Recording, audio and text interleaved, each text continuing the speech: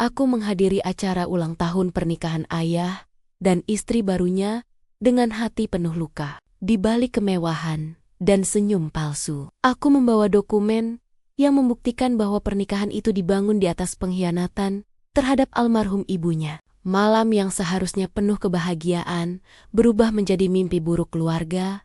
Sebelum ceritanya dimulai, silakan tulis di kolom komentar dari daerah mana saja teman-teman yang menonton cerita ini. Jangan lupa like dan subscribe agar channel ini bisa semakin berkembang dan bisa mempersembahkan cerita yang lebih menarik lagi.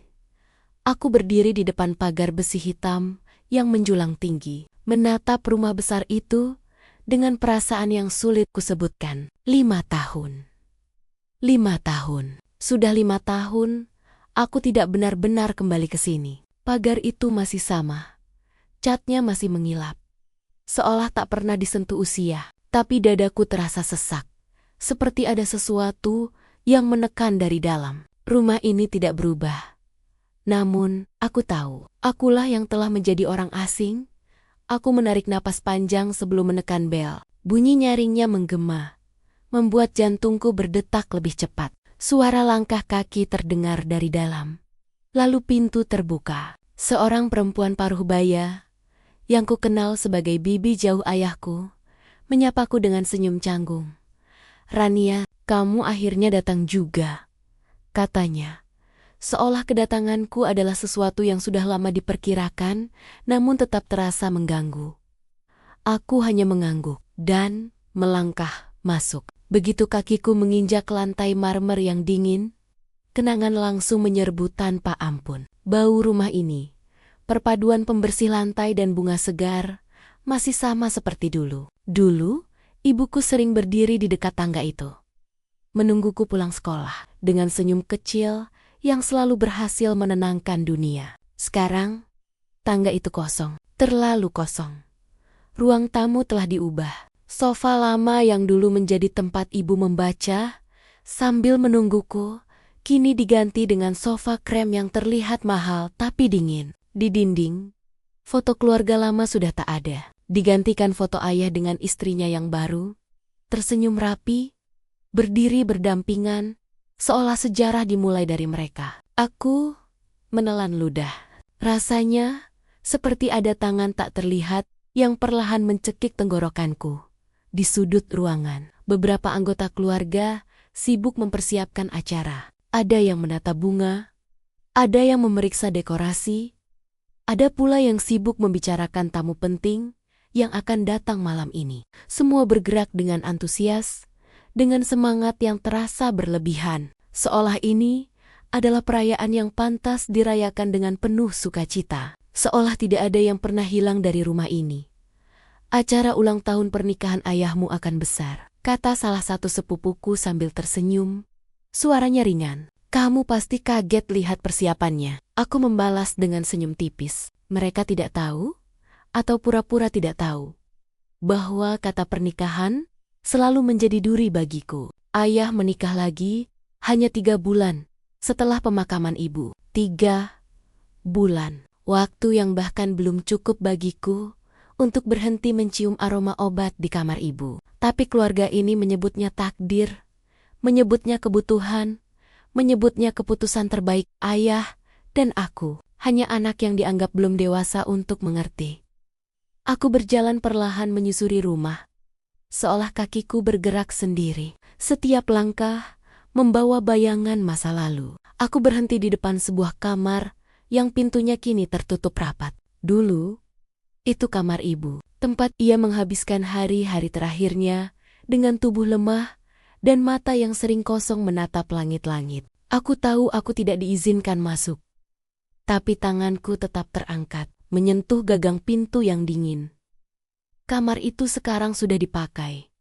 Suara seseorang terdengar dari belakang. Aku menoleh dan mendapati ayah berdiri beberapa langkah dariku. Surya, ayahku, rambutnya kini lebih banyak uban, tapi posturnya masih tegap. Wajahnya terlihat lelah, namun rapi seperti biasa. Tatapannya bertemu dengan tatapanku hanya sesaat sebelum ia mengalihkan pandang. Ada jarak yang menganga di antara kami. Jarak yang tidak pernah berhasil kami jembatani sejak ibu pergi. Aku hanya melihat. Lihat, jawabku pelan. Ayah mengangguk singkat.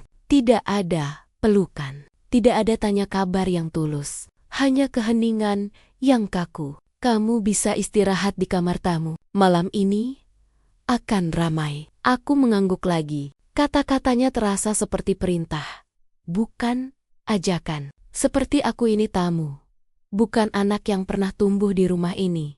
Saat aku berjalan menjauh, suara tawa terdengar dari ruang makan. Istri baru ayah, perempuan yang kini dipanggil semua orang dengan penuh hormat, sedang berbincang dengan beberapa kerabat. Tawanya lembut, terkontrol, dan entah kenapa, selalu membuat dadaku terasa panas. Aku tidak membencinya, karena ia menjadi istri ayah.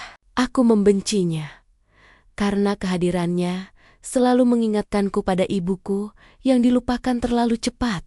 Aku naik ke lantai atas, menuju kamar tamu yang telah disiapkan. Kamar itu bersih, rapi, dan sama sekali tidak memiliki kehangatan. Aku duduk di tepi ranjang dan memejamkan mata. Di balik kelopak mataku, wajah ibu muncul begitu jelas. Senyumnya yang lelah, tatapannya yang sering kosong, dan kalimat terakhirnya yang tak pernah bisa kulupakan. Kalau suatu hari kamu tahu sesuatu, jangan diam seperti ibu. Aku membuka mata perlahan. Di luar kamar, suara persiapan semakin ramai. Rumah ini sibuk merayakan masa kini. Sementara aku terjebak di masa lalu yang belum selesai. Mereka memilih melupakan. Mereka memilih melangkah maju tanpa menoleh. Tapi aku tidak bisa. Luka ini hidup bersamaku setiap hari. Dan saat aku bangkit berdiri, menatap bayanganku di cermin, aku tahu satu hal pasti. Aku tidak kembali ke rumah ini untuk bernostalgia. Aku kembali karena ada kebenaran yang terlalu lama dikubur. Dan rumah besar ini, yang tak pernah lagi memberiku rasa pulang, akan menjadi saksi dari semuanya. Aku pertama kali benar-benar berhadapan dengannya di dapur. Pagi hari, sebelum acara besar itu dimulai, matahari masuk dari jendela lebar, memantulkan cahaya lembut di permukaan meja granit yang mengilap. Perempuan itu berdiri membelakangiku, mengenakan gaun rumah berwarna pastel. Rambutnya disanggul rapi, tanpa sehelai pun yang keluar dari tempatnya. Ia tampak seperti perempuan yang selalu tahu bagaimana harus terlihat sempurna, bahkan di pagi hari. "Rania," katanya sambil menoleh perlahan. Senyumnya terukir begitu alami. "Terlalu sempurna untuk sekadar sambutan biasa. Kamu sudah bangun. Aku harap kamarmu nyaman." Aku mengangguk, menyimpan kedua tanganku di saku jaket, agar ia tak melihat jemariku yang sedikit bergetar. Suaranya lembut, penuh nada keibuan yang dibuat-buat, seolah-olah ia sudah lama menjadi bagian dari hidupku. Padahal kehadirannya selalu terasa seperti noda yang sengaja disembunyikan di balik kain mahal. "Terima kasih," jawabku singkat. Ia menuangkan teh ke dalam cangkir.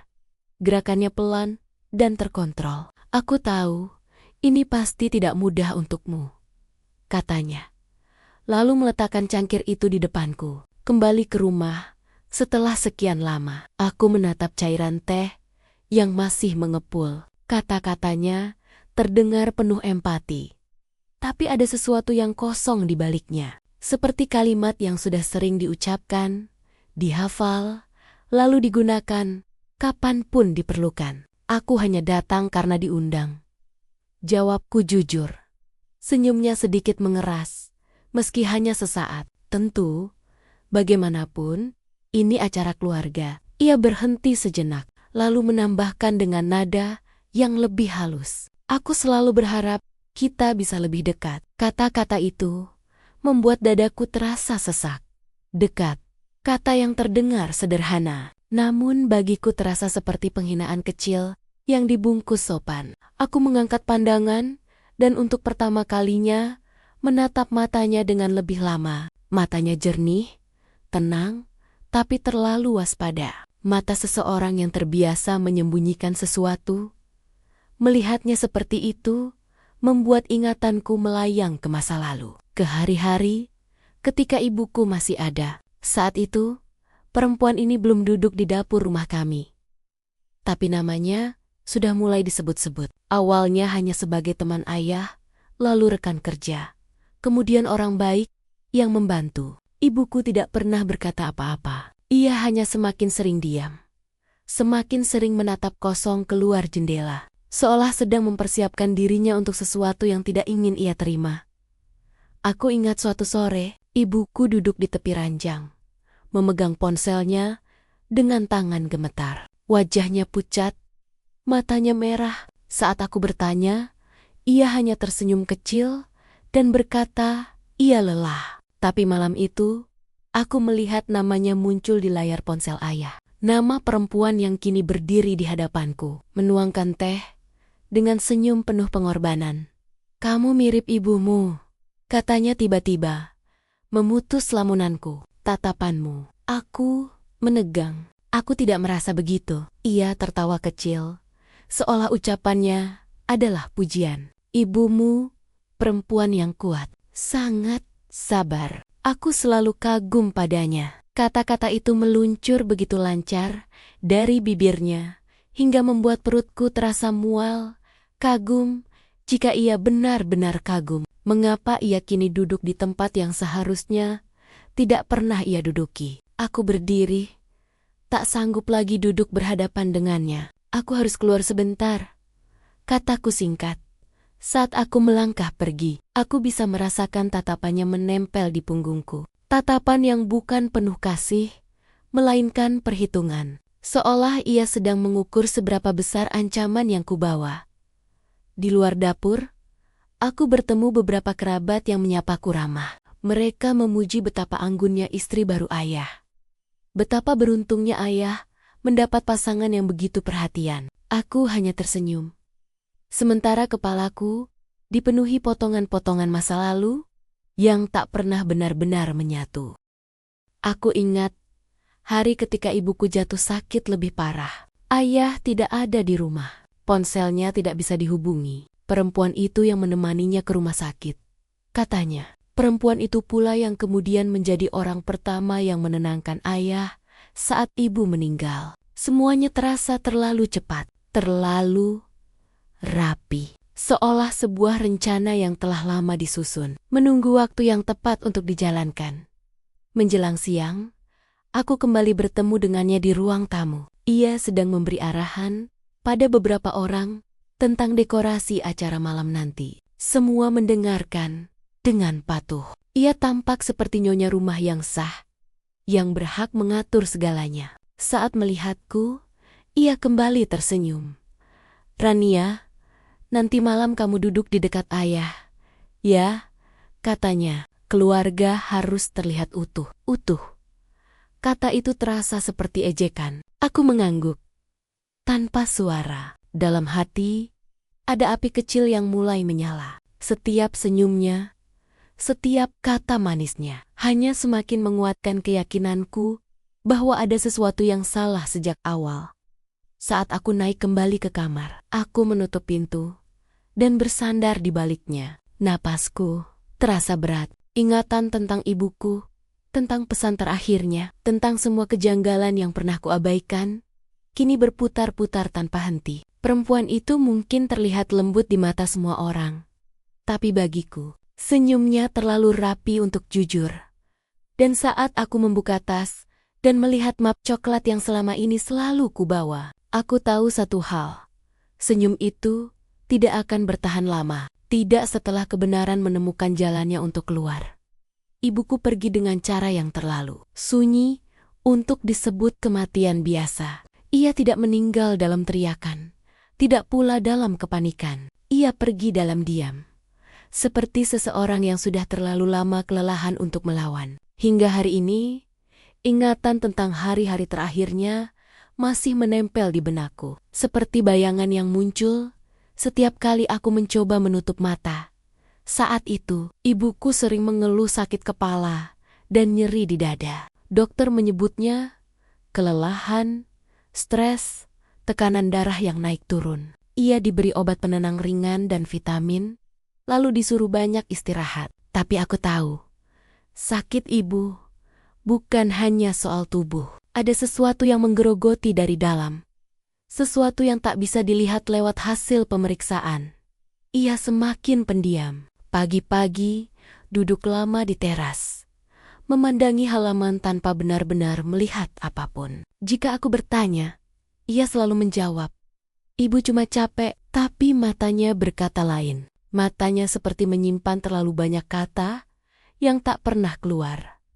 Ayah saat itu jarang di rumah. Katanya, sibuk, pulang larut, pergi pagi-pagi. Jikapun ada di rumah, pikirannya seperti berada di tempat lain. Ia menjawab pertanyaan ibu dengan singkat, seringkali sambil menatap layar ponsel.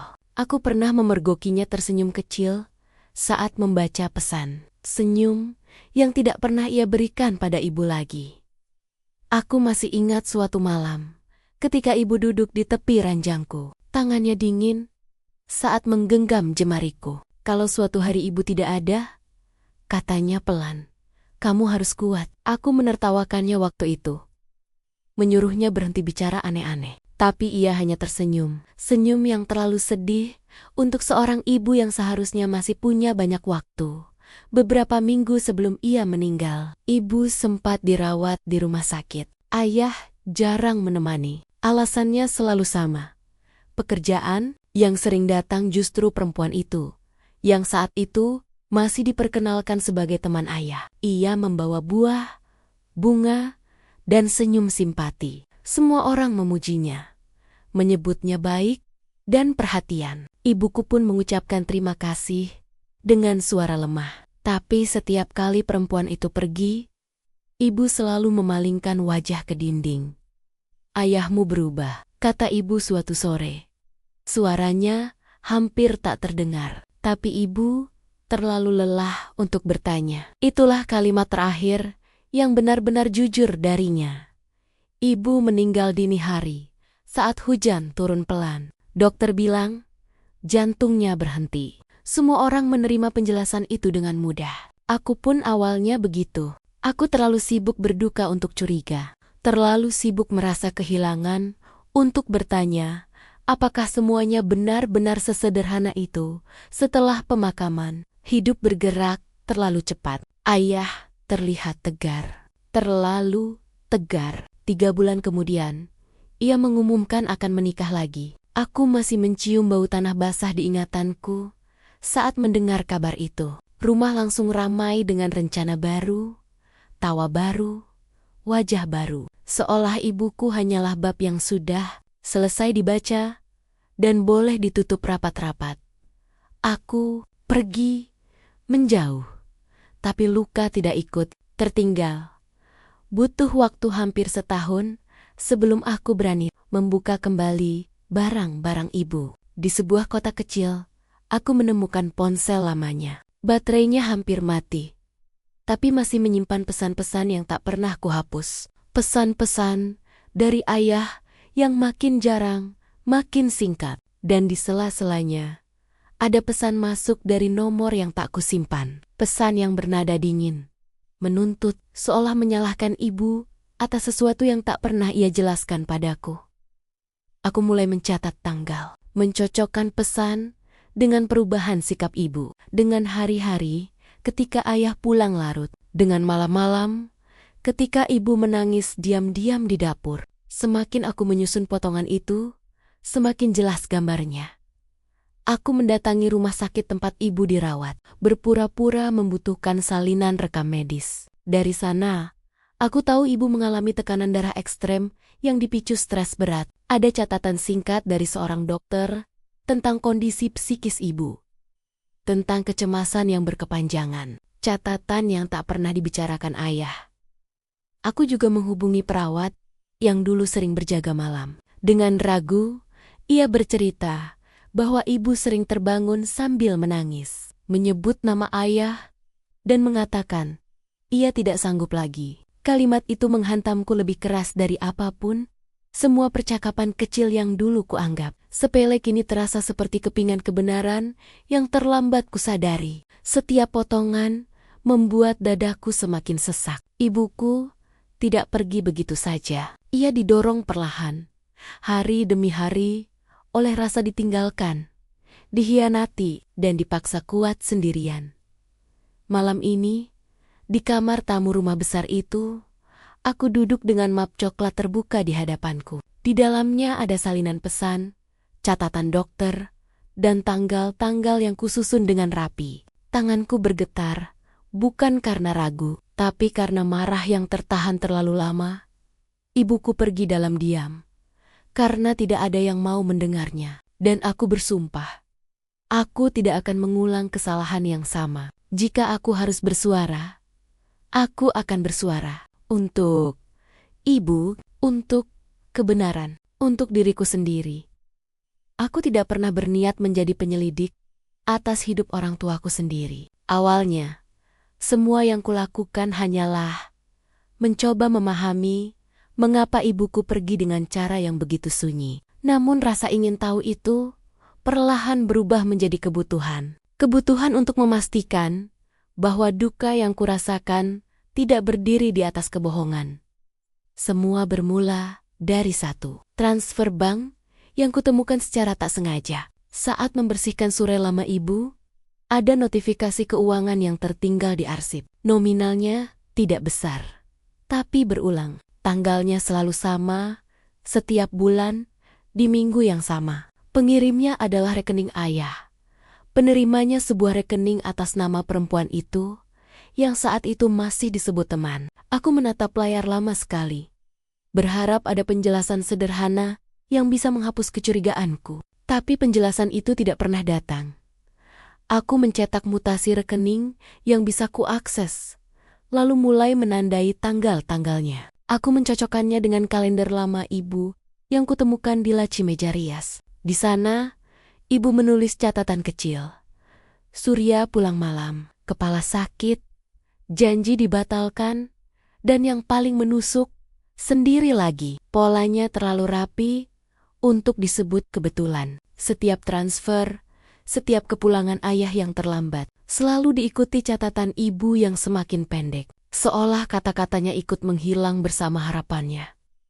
Aku mulai bertanya pada diri sendiri. Jika ini bukan pengkhianatan, lalu apa? Langkahku berikutnya lebih berat. Aku menemui seorang kenalan lama ayah yang dulu sering datang ke rumah. Dengan ragu, aku bertanya tentang masa-masa sebelum ibu sakit parah. Ia terdiam lama, lalu berkata pelan bahwa ayah sering terlihat bersama perempuan itu di luar jam kerja. Kami pikir kamu sudah tahu, katanya, menatapku dengan wajah bersalah. Kalimat itu menghantamku. Semua orang tampaknya tahu, kecuali ibu. Atau mungkin ibu tahu, tapi memilih diam. Aku menyusun potongan-potongan kecil itu di meja kamarku. Transfer, catatan kalender, pesan singkat, kesaksian orang-orang yang dulu kuanggap remeh. Setiap kebohongan kecil yang pernah kudengar, kini saling terhubung, membentuk garis lurus, menuju satu kesimpulan yang tak ingin kupercaya. Ibuku tidak lemah. Ia dipatahkan perlahan.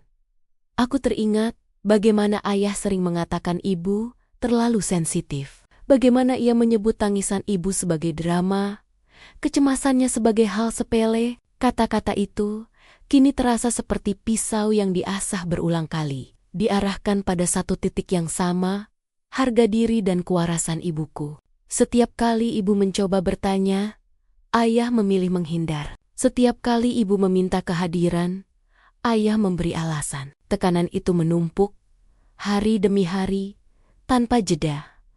Ada satu pesan suara yang hampir kuhapus karena terdengar tak penting. Suara ibu yang pelan, terputus-putus, meminta ayah pulang lebih cepat. Di akhir pesan, ada helaan napas panjang.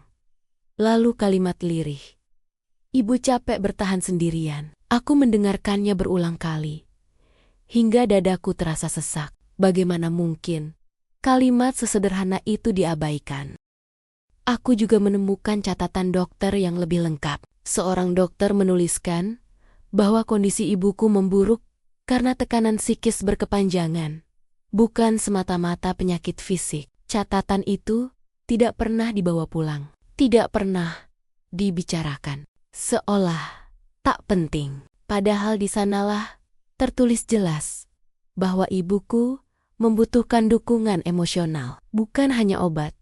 Semakin dalam aku mencari, semakin jelas bahwa semua ini bukan rangkaian kejadian acak. Ada pola, ada keputusan-keputusan kecil yang diambil berulang kali untuk tidak jujur, untuk menunda, untuk menutup mata, yang pada akhirnya mendorong ibuku ke tepi. Ia jatuh bukan karena ia rapuh, melainkan karena ia dibiarkan sendirian di tengah badai yang seharusnya dihadapi berdua. Malam ini, di rumah besar yang kini terasa semakin dingin, aku menata ulang semua bukti itu ke dalam map coklat. Tanganku tidak lagi gemetar seperti dulu. Ada ketenangan aneh yang menyelimutiku. Ketenangan orang yang akhirnya tahu bahwa ia tidak gila karena meragukan sesuatu yang salah.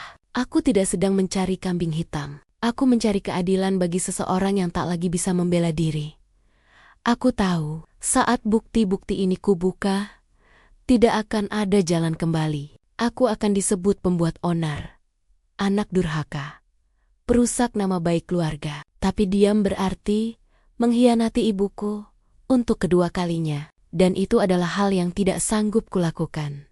Aku menutup map itu dengan rapi, menyimpannya di tas. Di luar kamar, rumah masih sibuk mempersiapkan pesta. Mereka merayakan cinta yang dibangun di atas luka orang lain. Aku menarik napas panjang. Bukti-bukti ini tidak bisa lagi disangkal. Dan sebentar lagi, semua orang akan dipaksa melihat apa yang selama ini mereka pilih untuk abaikan. Malam itu, rumah besar berubah menjadi panggung kemewahan. Lampu gantung berkilau, bunga-bunga segar memenuhi setiap sudut, dan suara tawa bercampur denting sendok garpu menciptakan suasana yang seharusnya hangat. Keluarga besar berkumpul, mengenakan pakaian terbaik mereka, seolah malam ini adalah perayaan paling layak dirayakan. Aku duduk di kursiku, tegak namun kaku, dengan map coklat terletak di pangkuanku. Beratnya terasa lebih dari sekadar tumpukan kertas. Ia menekan dadaku, menahan napasku. Aku memperhatikan ayah dari kejauhan. Ia berdiri di dekat istrinya, menyapa tamu dengan senyum yang sudah terlatih. Senyum yang sama, yang ia gunakan untuk menyembunyikan banyak hal. Perempuan itu berdiri di sisinya, anggun dalam balutan gaun yang tampak mahal. Wajahnya berseri, seperti seseorang yang yakin dunia berada di pihaknya. Setiap kali ia tertawa, aku merasakan sesuatu bergetar di dalam diriku. Campuran amarah dan kesedihan yang tak lagi bisa ditahan. Acara mencapai puncaknya ketika perempuan itu diminta menyampaikan pidato. Ruangan perlahan sunyi. Ia melangkah ke depan dengan percaya diri, menerima mikrofon, lalu menatap sekeliling. "Terima kasih sudah hadir," katanya dengan suara lembut yang penuh perhitungan. Pernikahan adalah tentang kesetiaan, tentang pengorbanan, tentang bertahan dalam keadaan apapun. Kata-kata itu menghantamku seperti tamparan. Kesetiaan, pengorbanan, bertahan. Aku merasakan telingaku berdenging, tanganku mencengkeram map coklat lebih erat. Aku teringat ibuku yang bertahan sendirian, yang setia pada seseorang yang telah lebih dulu meninggalkannya, yang berkorban hingga tak tersisa apapun selain kelelahan. Dan perempuan ini berdiri di sana, berbicara tentang nilai-nilai yang tak pernah ia hormati. Aku percaya, lanjutnya, bahwa setiap perempuan harus kuat, harus rela berkorban demi keluarga. Saat itulah aku berdiri. Kursiku berderit pelan, tapi suaranya terasa menggema di kepalaku. Semua mata beralih ke arahku. Aku merasakan lututku bergetar, tapi kakiku menolak untuk duduk kembali. Aku melangkah maju, mengambil mikrofon dari tangannya sebelum ia sempat bereaksi. "Maaf," kataku. Suaraku terdengar asing di telingaku sendiri. Aku ingin bicara tentang kesetiaan dan pengorbanan juga. Ruangan membeku. Ayah menatapku dengan mata melebar, seolah ingin menghentikanku tanpa berkata apa-apa. Perempuan itu mundur setengah langkah. Senyumnya retak untuk pertama kalinya. Aku menarik napas panjang dan membuka map coklat. Bunyi kertas yang bergesek terdengar terlalu jelas di tengah keheningan. Ini adalah bukti, kataku, menahan getar di suaraku. Bukti bahwa kesetiaan yang dibicarakan di sini tidak pernah ada. Transfer bulanan dari ayahku ke rekening ini. Aku mengangkat selembar kertas. Dimulai jauh sebelum ibuku meninggal. Bisik-bisik mulai terdengar. Aku melanjutkan satu demi satu, tanpa memberi kesempatan siapapun untuk menyela. Aku menyebutkan tanggal, jumlah, pesan-pesan singkat yang dingin, dan catatan dokter yang menyebutkan tekanan psikis berkepanjangan. Setiap kalimatku seperti batu yang dijatuhkan ke permukaan air tenang, menciptakan riak yang semakin besar. Ayah melangkah maju. "Rania, cukup," katanya dengan suara rendah, namun gemetar. "Ini bukan tempatnya." "Justru ini tempatnya," jawabku, menatapnya langsung. "Karena di tempat inilah kebohongan dirayakan." Wajah ayah memucat. Ia membuka mulut, menutupnya kembali, lalu menoleh ke arah istrinya. Perempuan itu berdiri kaku, tangannya gemetar, wajahnya kehilangan warna. Senyumnya lenyap sepenuhnya, digantikan tatapan panik yang tak lagi bisa disembunyikan.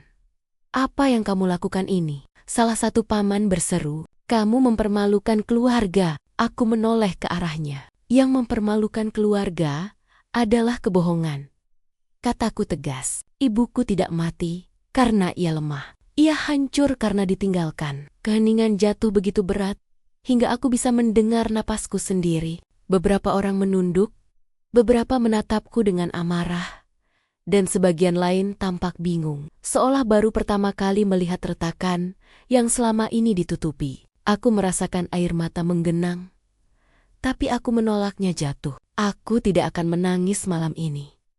Perempuan itu mencoba berbicara, tapi suaranya tercekat. "Itu tidak seperti yang kamu pikirkan," katanya lirih. Aku tersenyum pahit. Aku tidak berpikir. Aku membaca. Aku mencatat. Aku mendengar. Aku menutup map coklat dengan tangan yang kini terasa lebih mantap. Dan semuanya mengarah pada satu kebenaran. Ayah menunduk. Bahunya merosot, seolah beban yang selama ini ia pikul akhirnya jatuh menimpanya. Ketakutan di matanya tak lagi bisa disembunyikan. Untuk pertama kalinya, ia tampak kecil di hadapanku. Aku meletakkan mikrofon kembali ke meja, lalu berbalik. Langkahku terasa ringan dan berat sekaligus. Di belakangku, ruangan tetap sunyi. Pesta telah berubah menjadi pengadilan, dan putusan telah dibacakan. Bukan oleh hakim, melainkan oleh kebenaran yang akhirnya menemukan suaranya. Aku melangkah keluar dari ruangan itu dengan kepala tegak. Apapun yang akan terjadi setelah ini, aku tahu satu hal. Malam ini, aku tidak lagi diam. Aku tidak langsung pergi setelah malam itu. Aku berdiri di beranda belakang rumah, membiarkan udara dingin menampar wajahku. Mencoba menata napas yang sejak tadi tak pernah benar-benar utuh. Dari dalam, suara-suara mulai naik. Bukan lagi tawa atau denting gelas, melainkan percakapan yang saling tumpang tindih, marah, bingung, dan panik. Kebenaran memang tidak pernah datang sendirian. Ia selalu membawa kekacauan. Tak lama kemudian, satu persatu orang keluar menghampiriku. Tidak ada yang memeluk. Tidak ada yang bertanya, apakah aku baik-baik saja. Yang ada hanya tatapan tajam, desahan kesal, dan suara-suara yang menuntut penjelasan dariku. Seolah akulah terdakwa dalam persidangan yang tak pernah kuminta.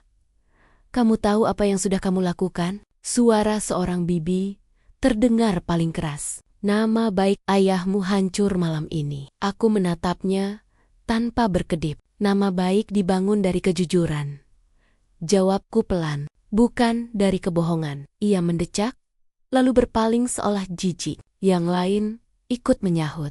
Ada yang menyebutku tidak tahu balas budi. Ada yang mengatakan aku terlalu emosional, terlalu dramatis, terlalu berani melawan orang tua. Kata durhaka melayang di udara seperti vonis yang sudah lama disiapkan, menunggu saat yang tepat untuk dijatuhkan padaku. Ayah akhirnya keluar. Wajahnya kusut, matanya merah. Tapi bukan karena menyesal, melainkan karena malu. Ia berdiri di depanku. Tubuhnya tegang, rahangnya mengeras. "Kamu puas?" tanyanya singkat.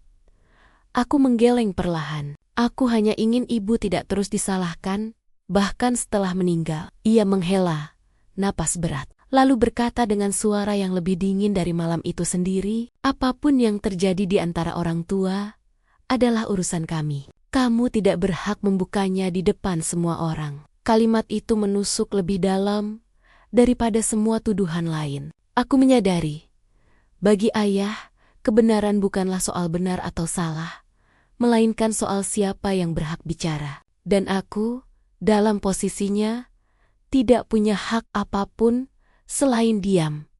Di sudut halaman, aku melihat beberapa sepupu menunduk, memilih tidak ikut campur. Ada pula yang memalingkan wajah, seolah takut tertular masalah. Keluarga besar itu terbelah jelas, yang memilih mempertahankan citra dan yang memilih keselamatan diri. Tidak banyak yang memilih kebenaran.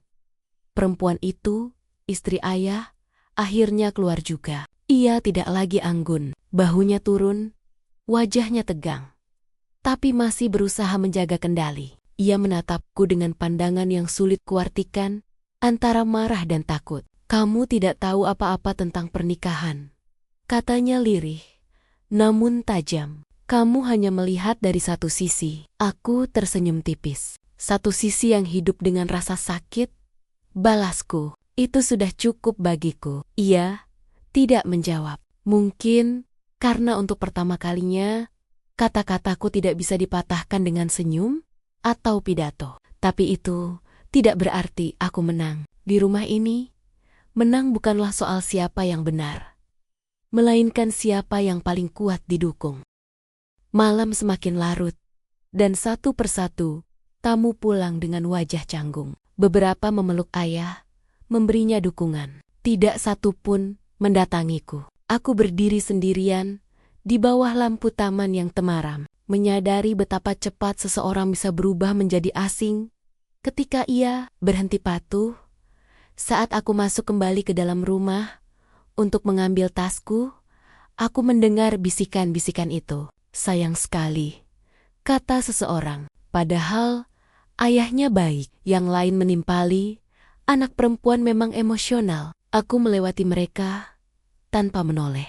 Setiap kata itu seperti beban yang ditumpukkan di punggungku. Tapi aku menolak untuk membungkuk. Di kamar tamu, aku duduk di tepi ranjang, menatap dinding kosong. Air mataku akhirnya jatuh, satu persatu, tanpa suara. Bukan karena aku menyesal, melainkan karena aku lelah. Lelah harus menjadi kuat sendirian. Lelah menghadapi kenyataan bahwa membela orang yang benar tidak selalu membuatmu diterima.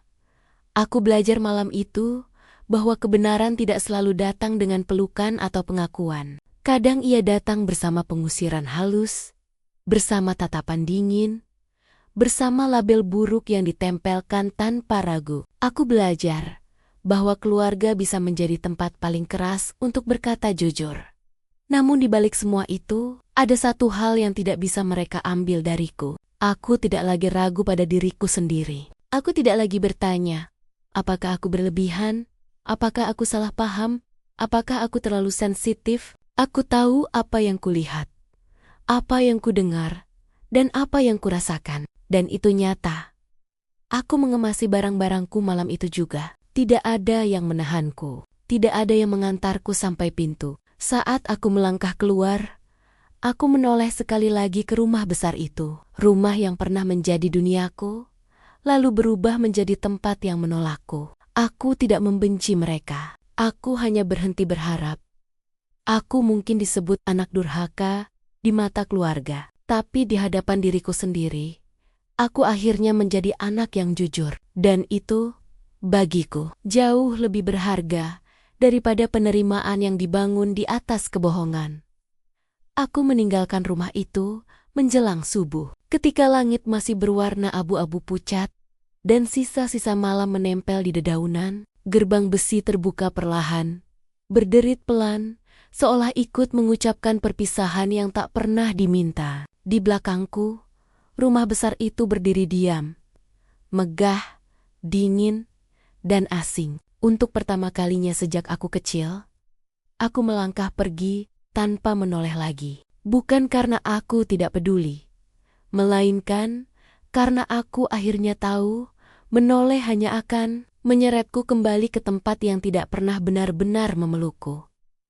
Udara pagi terasa tajam di paru-paruku. Setiap tarikan napas membawa campuran lega dan duka. Aku kehilangan keluarga malam itu, bukan secara fisik, tetapi secara batin. Aku kehilangan panggilan pulang, kehilangan sapaan yang tulus, kehilangan ilusi bahwa kebenaran akan disambut dengan tangan terbuka. Namun di balik semua kehilangan itu, ada sesuatu yang tumbuh pelan-pelan. Keteguhan yang selama ini terkubur oleh rasa bersalah yang bukan milikku. Aku berjalan tanpa tujuan jelas, membiarkan langkah kakiku menuntun kemanapun. Di kepalaku, suara-suara masih bergaung, tuduhan, bisikan, tatapan dingin. Tapi ada satu suara yang kini terdengar lebih kuat dari semuanya.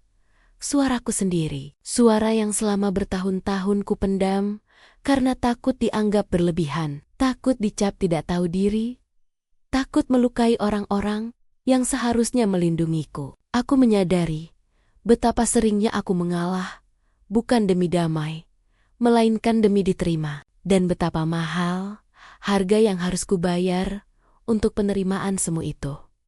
Aku berhenti di sebuah warung kecil yang baru buka. Pemiliknya menyapaku ramah, tanpa tahu apa-apa tentangku. Aku memesan teh hangat, duduk di bangku plastik, dan menatap jalanan yang mulai ramai. Kehidupan berjalan seperti biasa.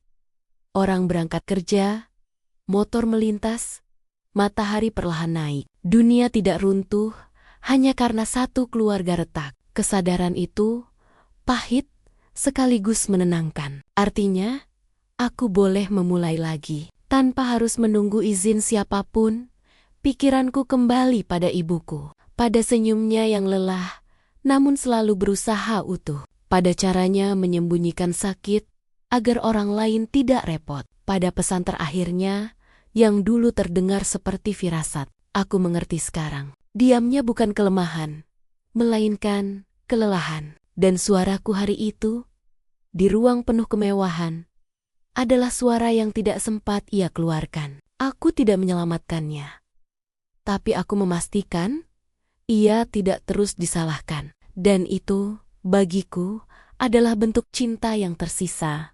Beberapa hari berlalu, aku menata hidup pelan-pelan, dengan langkah kecil yang jujur. Aku memindahkan barang-barangku ke tempat baru, kecil, sederhana, namun terasa ringan. Tidak ada foto keluarga di dinding, hanya jendela yang menghadap pagi. Aku mulai tidur lebih nyenyak. Meski mimpi-mimpi masih datang sesekali. Setiap kali terbangun, aku mengingatkan diri sendiri. Aku tidak salah. Kalimat itu sederhana, tapi menyelamatkanku berkali-kali. Pesan-pesan masuk dari keluarga datang tak menentu. Ada yang memintaku meminta maaf demi kebaikan bersama. Ada yang menyarankan agar aku berhenti mengungkit masa lalu. Ada pula yang memilih diam. Aku membaca semuanya tanpa terburu-buru membalas. Aku belajar bahwa tidak semua undangan perlu dihadiri dan tidak semua pertanyaan perlu dijawab. Batasan bukan bentuk kebencian. Ia adalah bentuk perlindungan diri. Suatu sore, aku mengunjungi makam ibu. Aku membawa bunga sederhana, duduk di samping nisan, dan bercerita seperti dulu. Aku ceritakan semuanya. Tentang malam itu, tentang keheningan setelahnya, tentang keberanian yang akhirnya ku peluk meski gemetar. Angin berembus lembut, dan aku merasa untuk pertama kalinya tidak sendirian. Aku tidak menunggu tanda apapun, cukup perasaan damai yang singkat tapi nyata. Aku menyadari bahwa keluarga bukan selalu tentang darah atau rumah besar. Keluarga bisa berupa orang-orang yang menghormati kebenaranmu, yang tidak meminta kamu mengecil agar mereka merasa besar. Aku mulai membangun lingkaran kecil itu.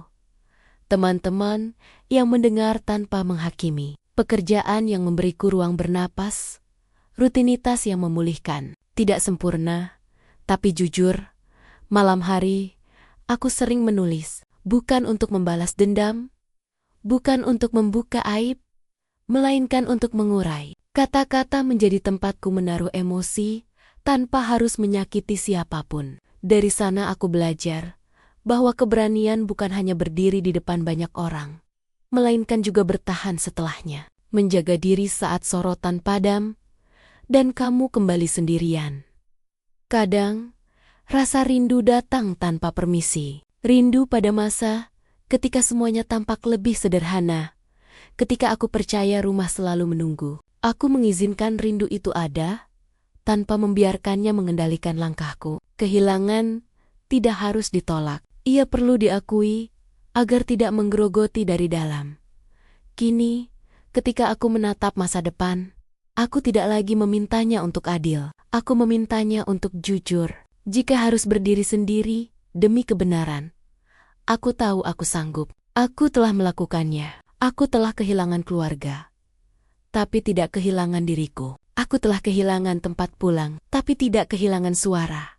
Dan untuk pertama kalinya dalam hidupku, aku tidak menunggu pengakuan siapapun untuk merasa cukup. Aku tahu apa yang kulakukan. Aku tahu mengapa aku melakukannya. Dan aku tahu, dengan keyakinan yang tenang, aku tidak salah. Aku mengira segalanya telah selesai saat aku melangkah pergi dari rumah besar itu. Aku pikir luka terbesarku sudah terjadi di ruang tamu malam itu, saat namaku disebut durhaka dan punggungku menjadi sasaran tatapan penuh kebencian. Tapi aku keliru. Luka tidak selalu datang dengan suara keras. Ada yang datang pelan, diam-diam. Justru ketika kita merasa sudah cukup kuat untuk berdiri, beberapa hari setelah aku pergi, aku tinggal di sebuah kamar kos kecil di pinggir kota. Dindingnya tipis, catnya mengelupas, dan jendelanya menghadap gang sempit yang selalu basah oleh sisa hujan. Tempat itu jauh dari kata nyaman. Tapi untuk pertama kalinya, setelah bertahun-tahun, aku bisa bernapas tanpa merasa diawasi kenangan. Aku tidur dengan lampu mati, tanpa suara televisi, tanpa bayangan ibu tiri yang tersenyum terlalu rapi, tanpa langkah ayah yang selalu terasa menjauh. Suatu sore, aku menerima pesan dari nomor tak dikenal. Isinya singkat. Aku menemukan sesuatu milik ibumu. Jika kamu mau, datanglah besok. Tidak ada nama, tidak ada penjelasan. Jantungku berdegup tidak karuan. Ada bagian dalam diriku yang ingin mengabaikannya. Takut harapan palsu. Tapi ada bagian lain. Bagian yang selalu menjadi anak seorang ibu. Yang tak bisa diam. Alamat itu membawaku ke sebuah rumah tua di daerah yang dulu sering kami lewati saat ibuku masih sehat. Rumah sederhana dengan pagar besi berkarat dan pohon mangga di halaman depan. Seorang perempuan parubaya membukakan pintu. Wajahnya lelah, matanya menyimpan kesedihan yang seperti sudah lama tinggal di sana. Ia memperkenalkan diri sebagai Sari, perawat yang dulu sering mendampingi ibuku di tahun-tahun terakhirnya. Kami duduk berhadapan di ruang tamu kecil, di atas meja kayu yang permukaannya penuh goresan waktu. Ia meletakkan sebuah amplop coklat yang sudutnya sudah mulai rapuh. Ibumu menitipkan ini, katanya pelan. Dia bilang, kalau suatu hari kamu cukup kuat untuk tahu semuanya, surat ini milikmu. Tanganku gemetar saat mengambil amplop itu. Tulisan tangan ibuku masih sama. Miring sedikit ke kanan, rapi tapi lembut. Namaku tertulis di sana. Untuk beberapa detik, aku hanya memandangi tulisan itu. Seolah dengan begitu aku bisa memanggil ibuku kembali. Aku membuka surat itu dengan napas tertahan. Isinya bukan pengakuan, bukan tuduhan. Isinya adalah seorang ibu yang mencoba bertahan sambil tetap mencintai. Ibuku menulis tentang hari-hari ketika ia merasa tak lagi terlihat, tentang bagaimana ayah berubah pelan-pelan, tentang perempuan lain yang datang bukan sebagai tamu, tapi sebagai bayangan yang perlahan mengambil tempatnya. Ia menulis tentang rasa sakit yang tak berani ia ceritakan. Karena takut aku ikut terluka, ia menulis bahwa ia lelah, tapi tidak pernah berhenti mencintaiku. Ada satu kalimat yang membuat dadaku seperti diremas. Jika suatu hari kamu harus memilih antara diam atau jujur, pilihlah jujur. Ibu mungkin tak cukup kuat untuk melakukannya, tapi kamu selalu lebih berani dari yang kamu kira. Air mataku jatuh tanpa bisa kutahan. Semua keraguanku runtuh di sana. Semua rasa bersalah karena membongkar kebenaran. Semua malam ketika aku bertanya apakah aku terlalu kejam, terlalu egois, semuanya terjawab. Ibuku tahu. Iya, selalu tahu. Dan diamnya bukan kelemahan, melainkan pengorbanan yang terlalu besar untuk dipikul sendiri. Saat aku keluar dari rumah itu, langit mendung. Angin berembus dingin, tapi langkah kakiku terasa lebih ringan. Aku membawa surat itu di dadaku, dekat dengan jantungku. Untuk pertama kalinya sejak ibuku pergi, aku merasa benar-benar ditemani. Aku tidak kembali ke rumah keluarga. Aku tahu, pintu itu mungkin tak akan terbuka lagi untukku. Tapi aku juga tahu, rumah bukan selalu tentang bangunan besar dan orang-orang yang memiliki nama yang sama. Rumah bisa berupa keberanian untuk jujur dan cinta seorang ibu yang tetap hidup meski raganya telah pergi. Aku menatap masa depanku tanpa ilusi. Jalanku mungkin sepi, mungkin panjang, mungkin penuh luka yang belum sembuh, tapi kini aku melangkah dengan kepala tegak. Aku bukan anak durhaka. Aku hanya seorang perempuan yang memilih untuk tidak lagi berbohong, bahkan demi keluarga. Dan di dalam diamku yang baru, aku tahu, ibuku akhirnya bisa beristirahat dengan tenang.